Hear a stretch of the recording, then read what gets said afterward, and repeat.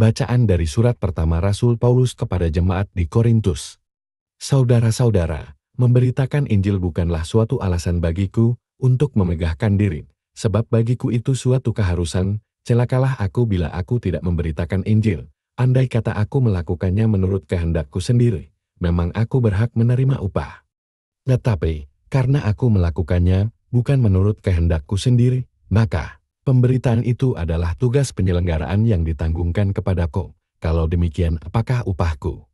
Upahku ialah bahwa aku boleh memberitakan Injil tanpa upah, dan bahwa aku tidak mempergunakan hakku sebagai pemberita Injil. Sebab sekalipun aku bebas terhadap semua orang, aku menjadikan diriku hamba semua orang, supaya aku dapat memenangkan orang sebanyak mungkin. Bagi semua orang aku menjadi segala-galanya, supaya sedapat mungkin memenangkan beberapa orang di antaramu. Segala-galanya itu kulakukan demi Injil, agar aku mendapat bagian di dalamnya.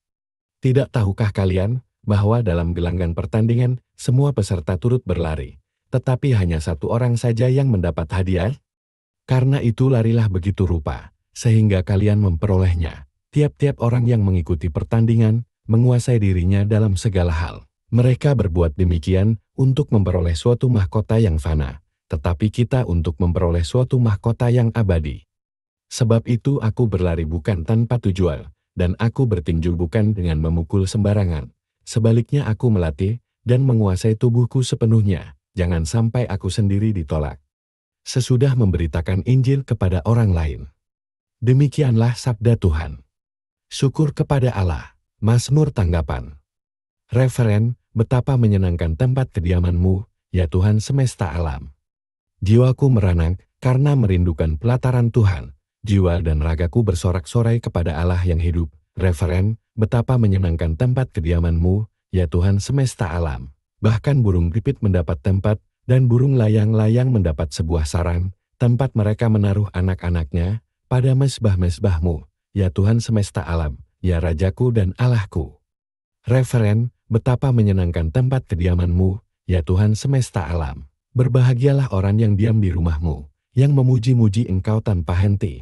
Berbahagialah para peziarah, yang mendapat kekuatan daripada-Mu, yang bertolak dengan penuh gairah. Referen, betapa menyenangkan tempat kediaman-Mu, ya Tuhan semesta alam. Sebab Tuhan Allah adalah benteng dan perisai, kasih dan kemuliaan Ia berikan. Ia tidak menahan kebaikannya dari orang yang hidup tidak bercela. Referen, betapa menyenangkan tempat kediaman-Mu, ya Tuhan semesta alam. Semoga Tuhan berserta kita, sekarang dan selamanya. Inilah Injil suci menurut Lukas. Pada suatu ketika Yesus menyampaikan perumpamaan ini kepada murid-muridnya. Mungkinkah seorang buta membimbing orang buta? Bukankah keduanya akan jatuh ke dalam lubang? Seorang murid tidak melebihi gurunya, tetapi orang yang sudah tamat pelajarannya akan menjadi sama dengan gurunya. Mengapakah engkau melihat selumbar dalam mata saudaramu, sedangkan balok dalam matamu sendiri tidak kau ketahui? Bagaimana mungkin engkau berkata kepada saudaramu, "Saudara, biarlah aku mengeluarkan selumbar dalam matamu," padahal balok dalam matamu tidak kau lihat? Hai orang munafik, keluarkanlah dahulu balok dari matamu, maka engkau akan melihat dengan jelas untuk mengeluarkan selumbar itu dari mata saudaramu. Demikianlah sabda Tuhan.